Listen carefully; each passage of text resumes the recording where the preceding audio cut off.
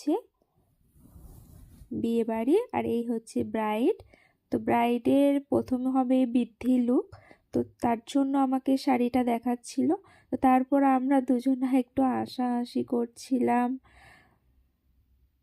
তারপরে আমাদের দুজনকে ওপরে নিয়ে গেল, মানে ছাদে। তো সেখানে ছাজনাতলা করেছে সেটা দেখানোর জন্য। তো আমরা এখানে দেখলাম, আর আমার খুব ভালো লাগলো এটা যে হ্যাঁ, ছাদের উপরে তুলসী মন্দির। তো আমার খুবই ভালো লেগেছে এটা দেখে।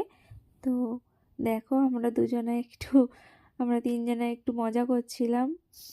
তো তারপরে ওকে যেখানে বসানো হবে সেখানে আমরা চলে আসি, কারণ সেখানে আমরা একটা বিফোর ভিডিও নেব বলে।